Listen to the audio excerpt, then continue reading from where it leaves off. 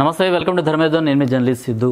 ఈరోజు ఈనాడులో అసలు ఎలాంటి వార్తలు వచ్చాయి, ఏం జరుగుతుంది అన్నది ఒకసారి చూసుకుందాం. అయితే యూపీకి సంబంధించిన ఒక వార్త అయితే ఇక్కడ బ్రేకింగ్ న్యూస్గా మారింది. నిన్న నిజంగా ఇలాంటి దారుణం కూడా అసలు జరుగుతుందా అనేసి అనుకునే వాళ్ళకి మాత్రం ఇలాంటి జనాలు ఉన్నారు అనేసి ఈ వార్త అయితే మనకు హెచ్చరిస్తుంది. ప్రాణాలు తీసిన పాదధూళి అనేసి అయితే ఒక వార్త మనకి ఇక్కడ బ్రేకింగ్ న్యూస్ లాగా ఇక్కడ ఈనాడులో అయితే కనిపిస్తుంది. అండ్ అలానే చంద్రబాబు నాయుడు గారు అండ్ మన తెలంగాణ ముఖ్యమంత్రి రేవంత్ రెడ్డి గారు అయితే ఆరున కలుద్దాం ప్రజాభవన్కు ఆహ్వానం, ముఖ్యమంత్రి చంద్రబాబు లేఖకు తెలంగాణ సీఎం రేవంత్ స్పందన అనేసి గురు శిష్యులు అయితే ఆరున కలవబోతున్నారు. నిజంగా అంటే ఎలాంటి మాటలు ఉంటాయి అనేసి ఇక్కడ ఈయనైతే చంద్రబాబు నాయుడు డైరెక్ట్గా అంటే ఎన్డీఏ కూటమి ఇటు బీజేపీకి సపోర్ట్ ఇచ్చుకుంటూ బీజేపీతోనే కలిసి నడుస్తామనేసి ఈయన చెప్పుకొచ్చారు. అండ్ అలా నడుస్తున్నారు కూడా. సో అలాంటి గవర్నమెంటే ఫామ్ అయింది. అండ్ రేవంత్ రెడ్డి వచ్చేసి ఇంకా పూర్తిగా భిన్నంగా అంటే కాంగ్రెస్ గవర్నమెంట్. సో గురు శిష్యులు అయినా కూడా వేరే వేరే పార్టీస్లో ఉన్నారు.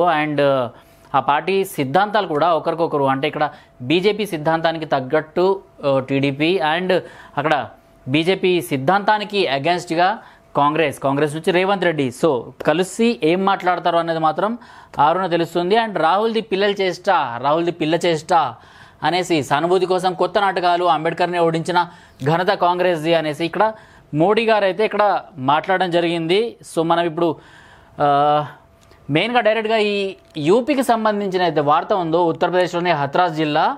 సో ఆ వార్త ఒకసారి చూద్దాం. భోలేబాబా దర్శనం కోసం తరలి వచ్చిన జనాలు. సో అసలు ఏం జరిగింది? భోలేబాబా పాదధూళి సేకరించే క్రమంలో తొక్కిసలాట, 116 మంది దుర్మరణం పాలైనరు.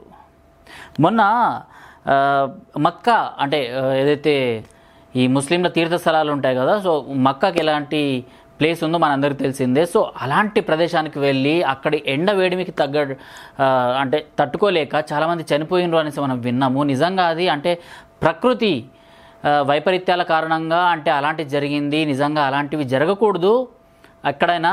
కాకపోతే ఎండ వేడిమికి తట్టుకోలేక ఇలా చనిపోవడం అయితే జరిగింది. దాని గురించే చాలామంది బాధపడ్డారు. నేను కూడా బాధపడ్డా. అరే మన భారత్ నుంచి కూడా చాలామంది ముస్లిం సోదరిమణులు అక్కడికి వెళ్ళినారు కదా, వాళ్ళ పరిస్థితి ఎలా ఉంటుంది అనేసి.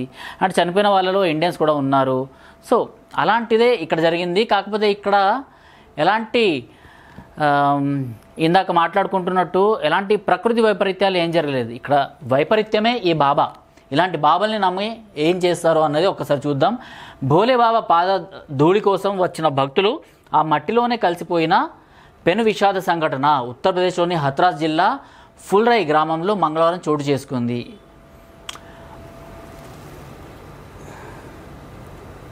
ఈ ప్రాంతంలో ప్రసిద్ధుడైన నేను ఒకసారి జూమ్ చేసి చూపిస్తాను మీకు.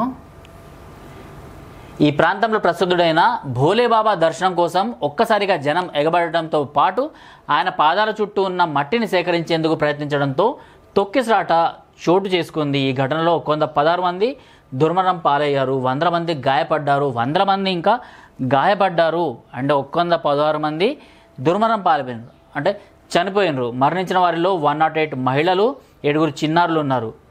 మృతుల సంఖ్య మరింత పెరిగే అవకాశం ఉందని భావిస్తున్నారు. అసలు ఈ భోలేబాబా ఎవరు? ఆయన పాదధూళికి ఇంత అవసరమే ఉంది. మిగతా 3వ పేజ్లో ఒక్కసారి చూద్దాం. ఈ 3వ పేజు అసలు ఎవరి భోలేబాబా? ఉత్తరప్రదేశ్కి చెందిన నారాయణ్ సాకార్ హరి అలియాస్ సాకార్ విశ్వహరి భోలేబాబాగా ప్రసిద్ధి. ఏటా జిల్లా అంటాది. ఏటా జిల్లా బహాదూర్ గ్రామానికి చెందిన ఆయన బాల్యంలో తండ్రితో పాటు వ్యవసాయం చేసేవాడు. గతంలో ఇంటెలిజెన్స్ బ్యూరోలను కూడా పనిచేసినట్టు చెప్పుకునేవాడు. 26 ఏళ్ల క్రితమే ఉద్యోగం నుంచి వైదొలిగి ఆధ్యాత్మిక బాట పట్టినట్లు ప్రచారం చేసుకున్నాడు. తనకు గురువు అంటూ ఎవరు లేరని, కేవలం సమాజ హితం కోసం అంటే తనకు తాను అతను క్లియర్ కట్గా చెప్పేస్తున్నాడు. ఈయన బాబా అంటే ఎట్లా నమ్ముతున్నారు?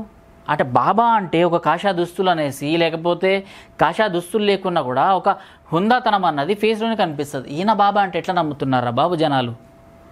నిజంగా ఇక్కడ హిందుత్వానికి అగేన్స్ట్గా నేను మాట్లాడలేదు. కాకపోతే హిందూ ధర్మంలో మనం ఈ ధర్మంలో పుట్టి పెరిగినాం కాబట్టి దీన్ని ఎప్పటికప్పుడు మనం మార్చుకోవాల్సిన అవసరం మనకు ఉంది. మనం ఎవరిని నమ్మాలి, ఎవరిని నమ్మకూడదు అన్నది మనకు తెలిసి ఉండాలి. మనం డైరెక్ట్గా కాంటాక్ట్ దేవుడితో ఉన్నప్పుడు దేవుడినే మొక్కాలి. కాకపోతే దేవుని పేరు చెప్పుకొని మధ్యలో వచ్చి ఇలాంటి బాబాల్ని, ఇలాంటి ఫేక్ బాబాల్ని నమ్ముకుంటే ఇలాంటి పరిస్థితులు వస్తాయి. ఆయన పాద ధూళి కోసం అంట, ఆ పాత ధూళి తీసుకొని పెట్టుకుంటే ఏదో అష్టైశ్వర్యాలు వస్తాయి అన్నట్టు వీళ్ళందరూ చేష్టలు చేయడము అండ్ అక్కడే తొక్కిసలాట జరిగి చనిపోవడం ఇదంతా జరుగుతుంది. ఎందుకు ఇలాంటి బాబాలను ఎందుకు నమ్ముతున్నారు? నేను కొన్ని ఎగ్జాంపుల్స్ ఈరోజు మీతో మాట్లాడదామనేసి ఈ పాదధూళి అనేసి చదవగానే నాకు కొన్ని ఎగ్జాంపుల్స్ అయితే వచ్చేసినాయి. దాని గురించి నేను మాట్లాడతా. ఒకటి, నేను చిన్నప్పుడు తిరుపతికి వెళ్ళినప్పుడు తిరుపతిలో మన ఆలయ ప్రవేశం చేసిన తర్వాత లోపలికి వెళ్ళేటప్పుడు మనకు స్తంభాలు ఉంటాయన్నమాట. సో ఈ రాళ్లతో చెక్కబడిన స్తంభాలు ఉంటాయి.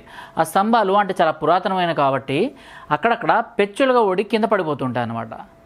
సో కొంతమంది అంటే నా అపోజిట్లో ఉన్న అంటే నా ముందర నడుస్తున్న కొంతమంది భక్తులు ఏం చేస్తున్నారంటే ఆ స్తంభంలో ఏవైతే పెచ్చులు ఊడిపోతున్నాయో ఆ పెచ్చుల్ని మరింత పీకి ఇంటికి తీసుకెళ్దామనేసి వాళ్ళు మాట్లాడుకుంటున్నారు. సో నేను అక్కడ అడగడం జరిగింది, మీరు ఇలా ప్రతి ఒక్కటి పగలగొట్టుకొని తీసుకెళ్ళిపోతే ఇక్కడ అసలు ఆలయం ఉండదు అంటే ఇంటికి తీసుకెళ్ళి ఏం చేస్తారు? ఒక ఆలయం ఉంది అంటే దాన్ని అక్కడికి వెళ్ళి మనం మొక్కాలి.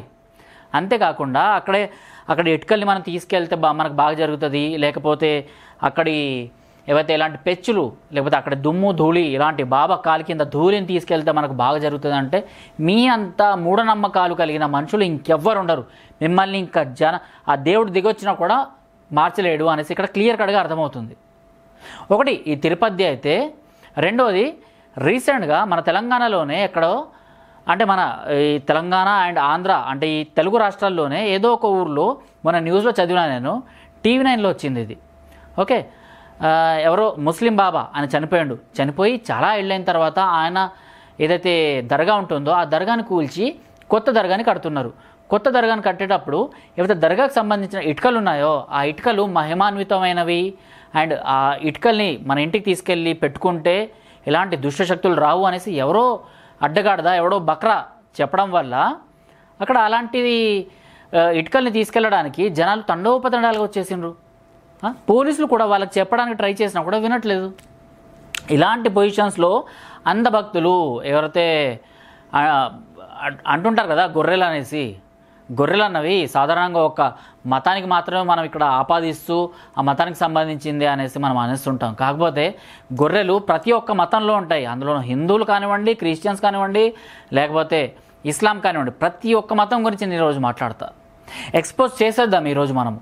హిందుత్వం చాటున ఇలా అంటే దర్గాలకు వెళ్ళి దర్గాల్లో వాళ్ళ దగ్గర నుంచి ఏదో వస్తాయి తాయత్తులు ఇవన్నీ కట్టుకోవడము, ఇలాంటి ఇటుక బిళ్ళల్ని ఇంటికి తీసుకెళ్ళడము, లేకపోతే అక్కడ మన ఆలయాల నుంచే పెచ్చులు ఊడదీసి వాటిని తీసుకెళ్ళి మీ దైవ మందిరాలు పెట్టుకోవడము, ఇవన్నీ మూఢనమ్మకాలకపోతే ఇంకేంటి?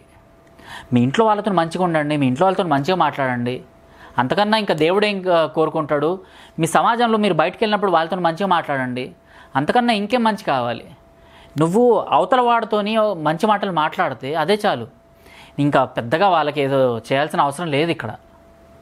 అండ్ అలానే ఈ ఉత్తరప్రదేశ్ హత్రాస్ ఘటన అండ్ తిరుపతిలో ఇలా జరిగింది అండ్ ఒక దర్గాలో ఇలా జరిగింది అండ్ రీసెంట్గా మక్కా మసీద్కి సంబంధించిన ఒక వీడియో వైరల్ అవుతుంది. ఆ వీడియో నేను ఎడిటింగ్లో పెట్టించడానికి ట్రై చేస్తాను. ఇప్పుడైతే ఆ వీడియో నేను సెర్చ్ చేశాను, నాకు దొరకలేదు. అయితే ఆ వీడియో ఏంటంటే ఏదైతే మక్కా మసీద్ ఉంటుంది కదా, ఆ మసీద్ చుట్టూ ఏదైతే క్లాత్ ఉంటుందో, బ్లాక్ క్లాత్ ఉంటుందో, అల్లా అనేసి ఏదైతే రాయబడి ఉంటుందో దాన్ని క్లీన్ చేసేటప్పుడు ఆ ధూళి ఏదైతే ఉంటుందో ఆ ధూళిని తీసుకోవడానికి కూడా ముస్లింలు ఎగబడుతున్నారు. సో వాళ్ళు ఇలా అర్రులు చాచడం అన్నమాట, అంటే చేతులు చాచి ఆ ధూళిని చేతిలో పట్టుకుంటున్నారు. అంటే ఎవరైతే క్లీన్ చేస్తున్నాడో ఆ అబ్బాయి ఆ ఫలానా ముస్లిం అతను ఆ క్లీన్ చేసే మిషన్ ద్వారా ఆ ధూళిని చేతిలో వేస్తున్నాడు అనమాట. సో గొర్రెలు అన్న వాళ్ళు ఇక్కడే కాదు ప్రతి మతాల్లో ఉంటారు. క్రిస్టియానిటీకి తీసుకున్నా కూడా అక్కడ కూడా అలాంటివి ఉంటుంది. అంటే వాళ్ళ పాస్టర్ ఏదో చెమట తుడుచుకున్న ఏదైతే రుమాలు ఉంటుందో ఆ రుమాల్ని తీసుకున్నా కూడా, లేకపోతే పాస్టర్ తాగిన వాటర్ బాటిల్ ఏదైతే ఉంటుందో అక్కడే పెట్టేసిపోయినా కూడా దాన్ని ఇంటికి తీసుకెళ్లే వాళ్ళు, ఇలా గొర్రెలు అన్న వాళ్ళు ప్రతి మతంలో ఉంటారన్నమాట. కాకపోతే ఇక్కడ జరిగింది మనం హిందూ ధర్మంలో ఉన్నాం కాబట్టి మెయిన్గా మనం మారాలి. దైవత్వం వేరు, బాబాలు వేరు. బాబాలు సాధువులు వీళ్ళందరికీ వేరే జీవన శైలి ఉంటుంది. వాళ్ళు అసలు జనాలతో కలవరు. వాళ్ళు ఎలాంటి టికెట్ సిస్టమ్స్ పెట్టి నువ్వు నా కాళ్ళు మొక్కితే ఇంత, నువ్వు నా చేతుల ద్వారా ప్రసాదం తీసుకోవాలనుకుంటే ఇంత, ఇలాంటిది ఏ ఒక్క సాధువు ఏ ఒక్క నిజమైన బాబా పెట్టడు.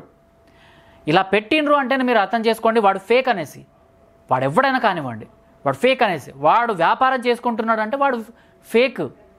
నీకు 10 మందికి అన్నం పెట్టాలి నీ ఆశ్రమంలో అంటే నువ్వు అడుక్కొని వాళ్ళకి అన్నం పెట్టవచ్చు. 10 మందికి చాలు. 100 మంది వస్తున్నారు అంటే నిన్ను నమ్ముకున్న వాళ్ళు అక్కడ ఫుడ్ అరేంజ్మెంట్ చేయాలి.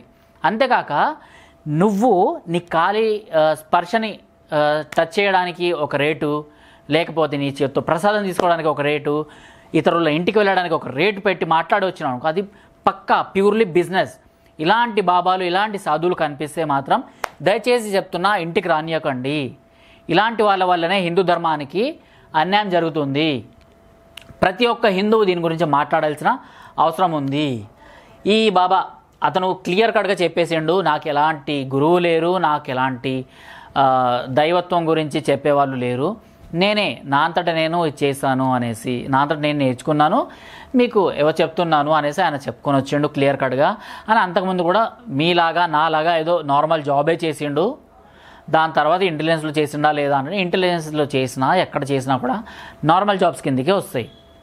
సో ఇలాంటి వాళ్ళని కూడా నమ్మి అలాంటి వాళ్ళ పాదధూళి తీసుకుంటే ఏదో మంచి జరుగుతుంది అనేసి. ఈ పాదధూళి అనేసరికి నాకు ఇంకొక ఎగ్జాంపుల్ గుర్తొచ్చింది. కొన్నేళ్ల క్రిందట ఖైరతాబాద్ మన వినాయకుడు ఎవరైతే ఉన్నారో ఆ వినాయకుని దగ్గర రిపోర్టింగ్ చేయడానికి వెళ్ళినా అన్నమాట. సో ఇప్పుడు ఖైరతాబాద్ దగ్గర మనకు లడ్డు కనిపించట్లేదు. కాకపోతే ఒకప్పుడు ఖైరతాబాద్ గణపతి యొక్క చేతిలో లడ్డుని పెట్టేవాళ్ళు, క్రేన్ ద్వారా ఆ లడ్డుని అక్కడ పైన పెట్టేవాళ్ళు. ఇప్పుడు ఏం చేస్తున్నారంటే లడ్డు ఎవరైనా తీసుకొచ్చినా కూడా సైడ్లో ఒక దగ్గర పెట్టేస్తున్నారు. ఇంతకుముందు మాత్రం కంటిన్యూ 11 రోజులు లడ్డు చేతిలోనే ఉండేది. లాస్ట్ డే ఎప్పుడైతే వినాయకుడిని తీసేస్తారో ఆ లడ్డుని కూడా తీస్తుంటారనమాట. సో అలా క్రేన్ ద్వారా తీస్తున్న లడ్డు కాస్త విరిగి కింద పడింది. ఆ పడిపోయిన లడ్డూని కూడా తీసుకోవడానికి ఎంత తొక్కిసలాట అంటే నిజంగా మా కెమెరామెన్లు, మా రిపోర్టర్లు మేము అందరం ఉన్నా కూడా మమ్మల్ని అందరినీ ఇలా పక్కకు నెట్టేసి జనాలు ఆ బ్యారికేడ్స్ అన్నీ విరగొట్టుకొని ముందుకొచ్చేసి ఆ లడ్డూని, మట్టిలో పడిపోయిన ఆ లడ్డూని కూడా తీసుకుంటున్నారు. అదే మరీ అంత గొర్రెలాగా మారకండి. ప్రసాదం ఎవరైనా ఇస్తే తీసుకోవాలి, కింద పడ్డ ప్రసాదాన్ని మొక్కేసి పక్కన పెట్టేయాలి. కింద పడ్డ మట్టిలో కలిసిన ఆ ప్రసాదాన్ని తీసుకెళ్ళి నువ్వు నీ పిల్లాడికి ఇచ్చినావు అనుకో, వాడికి విషం ఎక్కుతుంది. మట్టిలో ఎలా ఉంటుందో మనందరికీ తెలిసిందే కదా. చిన్నపిల్లల కంటే ఆ రోగ నిరోధక శక్తి చాలా తక్కువగా ఉంటుంది మనకంటే. సో అలాంటి వాళ్ళకి చాలా తొందరగా ఇవన్నీ ఇన్ఫెక్షన్స్ అన్నవి చాలా తొందరగా వచ్చేస్తాయి. కనీసం జాగ్రత్తలు తీసుకోండి. ఇలాంటివన్నీ కాస్త పక్కన పెట్టండి. బాబాల్ని లేకపోతే ఇలాంటి మూఢనమ్మకాలు ఏవైతే ఉంటాయో వీటిని కాస్త పక్కన పెట్టుకొని మనుషుల్లాగా మెలగండి. ఇది ఈరోజు నేను చెప్పాలి అనుకుంటున్నాను. నిజంగా ఉత్తరప్రదేశ్లో ఏదైతే పాదధూళి కోసం 100కు పైగా అంటే 116 మంది ఎవరైతే దుర్మరణం పాలైనరో దీని గురించి మీరేమనుకుంటున్నారు? హిందుత్వంలో కాదు మిగిలిన మతాల్లో కూడా ఇలాంటి గొర్రెలు ఉన్నారు అనేసి మీకేమైనా అనిపిస్తుందా? మీకు నిజంగానే అలాంటి వాళ్ళు ఎప్పుడైనా తారసపడ్డారా? కామెంట్ బాక్స్లో తెలపండి. మీ కామెంట్ బాక్స్ నుంచి మీరు పెట్టే కామెంట్స్ నుండి ఒక కామెంట్ని నేను సెలెక్ట్ చేసుకొని 1-2 కామెంట్స్ని సెలెక్ట్ చేసుకొని దాని గురించి మళ్ళీ స్టోరీ చేస్తాను. అది ఎక్కడ జరిగింది ఏంటి అనేసి, నిజంగా ఇవన్నీ ఇప్పటికీ ఎందుకు ఫాలో అవుతున్నారు అన్న దాని గురించి నేను వీడియో చేస్తాను. టిల్ దెన్ జై హింద్, జై భారత్.